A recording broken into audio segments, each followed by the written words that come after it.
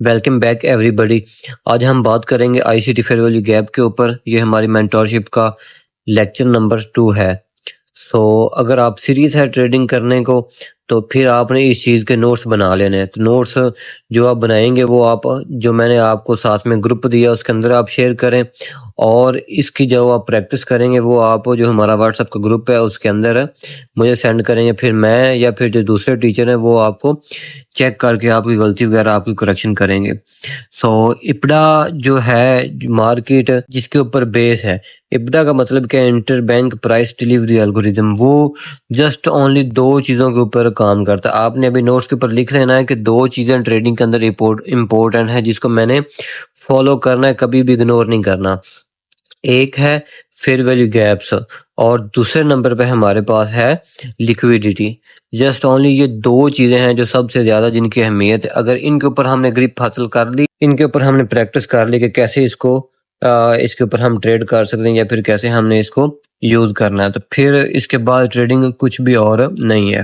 तो fair value gap दरअसल हमारे पास 3 कैंडलस्टिक पैटर्न होता है। इसको फाइंड करने के लिए हमने 3 कैंडल को देखना होता है। फर्स्ट हम कैंडल देखेंगे, उसके बाद सेकंड कैंडल देखेंगे, उसके बाद हम थर्ड कैंडल देखेंगे। हमने फर्स्ट कैंडल की विक के हाई को फोकस करना है, इसको हम लाइन अप करेंगे और सेकंड कैंडल को छोड़ के थर्ड कैंडल को हम देखेंगे। थर्ड कैंडल के हमने लो को लेना है और फर्स्ट कैंडल के हमने हाई को देखना है। ये एक रेंज के अंदर कहीं भी आप इस चीज को देख सकते हैं। तो इसके दरमियान, इन विक्स के दरमियान अगर तो गैप हो तो फिर उसे हम फेयर वैल्यू गैप कहते हैं। सेल के केस के अंदर बिल्कुल ऑपोजिट होगा। जो फर्स्ट कैंडल होगी उसके हमने देखना है लो को लेना है, सेकंड कैंडल को छोड़ के थर्ड कैंडल के हमने हाई को लेना है। इसके दरमियान अगर तो गैप हो तो फिर हमने इसको मार्क कर लेना। ये हमारे पास फेयर वैल्यू गैप होगा सेल साइड के अंदर। इस विक और इस विक के दरमियान ये हमारे पास गैप है, इस जगह पे फेयर वैल्यू गैप है। और अगर आप इस जगह पे देखें, फर्स्ट कैंडल की विक ऊपर आ रही है, थर्ड कैंडल की विक इस विक से नीचे आ रही है, तो इसके दरमियान कोई भी गैप नहीं है। बिल्कुल इसी तरह सेल के केस में कोई भी गैप हमारे पास नहीं है। तो ये देखें, इस जगह पे मैंने लाइन अप कर दी है। फर्स्ट कैंडल की विक के हाई को हमने इस जगह पे मार्क किया और थर्ड कैंडल के हमने लो को मार्क किया। तो ये जो इस जगह से लेके इस जगह तक जो हमारे पास गैप है, ये एक सपोर्ट की तरह हमारे पास काम करता है। जब भी बाय के अंदर ये सीन बने तो हमने इसको ऐसे लाइन के साथ मार्क कर लेना है। तो जब भी प्राइस इसके ऊपर वापस दोबारा आए, बाय के ट्रेंड के अंदर प्राइस ऊपर जा रही हो तो ये गैप आपके सामने बने। जब प्राइस अगेन रिटर्न करके इस जगह पे आए तो ये आपके पास सपोर्ट की तरह काम करेगा। वो दूसरी रिटेलर कॉन्सेप्ट वाली सपोर्ट नहीं, रियल जो सपोर्ट है वो ये है फेयर वैल्यू गैप। प्राइस इपड़ा जो है वो जब भी फेयर वैल्यू गैप क्रिएट करता है तो मार्केट वापस रिवर्स करके जरूर आती है। इस फेयर वैल्यू गैप को विक लगा के फिल करके अगेन इस जगह से ऊपर जाती है। तो जब भी हम फ्यूचर के अंदर जो हम डिस्कस करेंगे इस मेंटरशिप के अंदर, हम ट्रेड प्ले करेंगे, या तो हम फेयर वैल्यू गैप के अंदर से ट्रेड प्ले करेंगे या फिर हम किसी लिक्विडिटी के क्लियर होने से ट्रेड प्ले करेंगे। बाकी इसके अलावा मार्केट हमारे पास रैंडम जितनी भी चलती रहे, बाय जाती रहे, सेल जाती रहे, हमने उसके अंदर ट्रेड प्ले नहीं करनी। तो फेयर वैल्यू गैप, इसका दूसरा नाम जो है इसे हम कहते हैं BC, buy side imbalance. Fair value gap को आप लोग इम्बैलेंस भी कहते हैं। तो इनके नाम के अंदर आपने कंफ्यूज नहीं होना, मैं जस्ट सिंपल रखने की कोशिश कर रहा हूँ। BC, buy side imbalance, sell side inefficiency. BC का मतलब क्या है कि अगर आप इसको मार्क करेंगे ना बीसी के साथ, फिर आपको पता होगा इन फ्यूचर आगे जाके कि ये जो लाइनें लगी हुई है ना, ये मैंने बीसी लिखा हुआ है, ये बाय साइड इम्बैलेंस है। इस जगह से मैंने बाय की ट्रेड को देखना है, ना कि इस जगह से मैंने सेल की ट्रेड को देखना है। तो एफवीजी बीसी का मतलब सिंपल यही है। दूसरे नंबर पे फ्यूचर के अंदर हम डिस्कस करेंगे, एक हमारे पास होती है एक्सटर्नल रेंज लिक्विडिटी और एक होती है internal range liquidity. Internal range liquidity हम किसे कहते हैं? सिंपल इज डैट, ये जो फेयर वैल्यू गैप होते हैं इनको हम इंटरनल रेंज लिक्विडिटी कहते हैं, ये फ्यूचर के लेक्चर के अंदर हम डिस्कस करेंगे। तो ये हो गया बीसी, और अब बारी आ गई सेल साइड इम्बैलेंस सीबी की। Internal range liquidity FVG CB. ये सीबी क्यों है? क्योंकि ये सेल के ट्रेंड के अंदर मार्केट सेल आ रही है, तो इसको हमने मार्क किया सीबी के साथ। क्यों? क्योंकि इस जगह से इन फ्यूचर जब मार्केट वापस आएगी तो इस जगह से हमने सेल के ट्रेड को प्ले करना है। तो ये सीबी आपने कैसे मार्क किया? इस कैंडल के लो को हमने मार्क किया और थर्ड कैंडल के हमने हाई को मार्क किया। दरमियान वाली कैंडल को हमने छोड़ देना। अगर तो इनकी विक आपस के दरमियान के अंदर ओवरलैप नहीं है तो फिर इस जगह पे हमारे पास फेयर वैल्यू गैप है। अगर तो विक इनके साथ दरमियान के अंदर आ गई तो फिर कोई फेयर वैल्यू गैप नहीं है। तो ये है बीसी बाय साइड इम्बैलेंस। अगर ये बने तो हमने इस जगह से बाय की ट्रेड को देखना है। अगर सेल के सीन के अंदर ऐसा सीन बने तो हमने इस जगह से सेल की ट्रेड को देखना है। तो इस जगह पे देखें, ये जो दो एग्जांपल है इसके अंदर कोई भी हमारे पास फेयर वैल्यू गैप नहीं है। अगर हम इसके हाई को देखें और इसके लो को देखें तो ये आपस में ओवरलैप है। ये सेकंड कैंडल के अंदर कोई भी गैप नहीं है।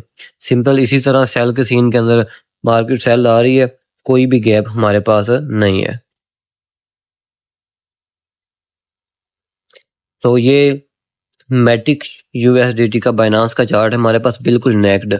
तो इस जगह से लेके इस जगह तक आपको कितने फेयर वैल्यू गैप नजर आ रहे हैं? कोई फेयर वैल्यू गैप आपको नजर आ रहा है? तो ये नेक्ड चार्ट है। तो अभी मैं एनोटेशन को ऑन करता हूँ तो ये आप क्लियर देख सकते हैं। मार्केट बाय जा रही थी इस जगह से, इस कैंडल के विक के लो को हमने आगे लेके गए और इस कैंडल के हमने हाई को देखना है। आपने इसको मार्क कैसे करना है? इस जगह से वेव के अंदर आप देखेंगे हर कैंडल को, 3 कैंडल के अंदर नहीं बन रहा, आप नेक्स्ट 3 को देख लें, नेक्स्ट को देख लें, यहाँ तक कोई भी फेयर वैल्यू गैप नहीं था। लेकिन इस कैंडल के अगर हाई को देखें और इसके लो को देखें तो दरमियान के अंदर कोई भी विक नहीं आई हुई।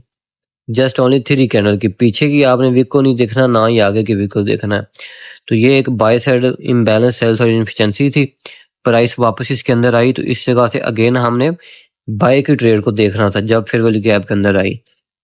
तो प्राइस ने इस फेयर वैल्यू गैप को फिल किया, अगेन अप गई चली। जैसी मार्केट अप जा रही थी तो ये एक अनदर फेयर वैल्यू गैप आपके सामने बन गया। इस कैंडल की विक का हाई एंड इस कैंडल की विक का लो। फेयर वैल्यू गैप इस जगह पे भी है, इस कैंडल का हाई एंड इस कैंडल का लो। लेकिन ये इन फ्यूचर हम डिस्कस करेंगे कि कौन से फेयर वैल्यू गैप को लेना है, फेयर वैल्यू गैप के साथ किस किस लेवल को आपने देखना है। अभी जस्ट आपका काम यह है कि आपने फेयर वैल्यू गैप के ऊपर प्रैक्टिस करनी है, इसको आपने मार्क करना है अपने चार्ट के ऊपर। तो ये था मैटिक। तो अभी मैं आ चुका हूँ AUD USD फॉरेक्स का चार्ट है, H4 का टाइम फ्रेम है। तो इस वेव के अंदर आपको कोई फेयर वैल्यू गैप नजर आ रहा है? ये नेक्ड चार्ट है हमारे पास। ये एनोटेशन मैंने ऑन किया, इस जगह से लेके ये फेयर वैल्यू गैप था, इस कैंडल का हाई और इस कैंडल का लो। ये फेयर वैल्यू गैप मार्केट ने क्रिएट किया, इसके ऊपर ये सारी लिक्विडिटी क्रिएट की। इस जगह पे कोई भी और फेयर वैल्यू गैप नहीं था। प्राइस वापस रिटर्न आई, ये सारी लिक्विडिटी को क्लियर किया। लिक्विडिटी आज का हमारा टॉपिक नहीं है लेकिन फिर भी मैं आपको थोड़ा सा टच दे रहा हूँ। प्राइस अगेन रिटर्न आई, इस लिक्विडिटी को क्लियर किया और अपने इस फेयर वैल्यू गैप को फिल किया। तो जब प्राइस इसके अंदर आई तो हमने इस जगह से बाय की ट्रेड देखनी थी, ना कि इस जगह से किसी भी जगह से हमने ट्रेड नहीं देखनी थी। हमने अपने लेवल का वेट करना था कि ये एक सपोर्ट बन रही है, जब प्राइस इसके अंदर आएगी तो हमने इस जगह से अपनी बाय की ट्रेड को देखना है। Another example of GBP AUD H1 का टाइम फ्रेम है। तो इस जगह पे आप देखें कोई फेयर वैल्यू गैप आपको नजर आ रहा है? ये है sell side imbalance buy side inefficiency, sell side imbalance की एग्जांपल। इस कैंडल का लो और इस कैंडल का हाई दरमियान में ये गैप था। प्राइस अगेन इसके अंदर आई, इस फेयर वैल्यू गैप को टच करने के बाद डिक्लाइन सेल साइड आ गई। तो जब प्राइस इसके अंदर सेल आ रही थी तो इस जगह पे इस वेव के अंदर आप देखेंगे तो आपको कोई भी और सीबी नहीं नजर आ रहा होगा। एक ट्रेड आप लोगों ने इस जगह से प्ले कर ली, आप अगेन वेट करेंगे किसी लिक्विडिटी का या किसी फेयर वैल्यू गैप का।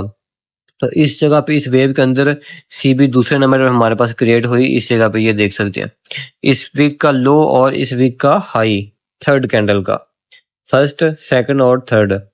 तो ये फेयर वैल्यू गैप था। प्राइस अगेन ब्यूटीफुल आप देख सकते हैं तरीके के साथ गई, इस फेयर वैल्यू गैप को कंप्लीट फिल किया और अगेन उसके बाद डिक्लाइन कर गई फॉर सेल साइड।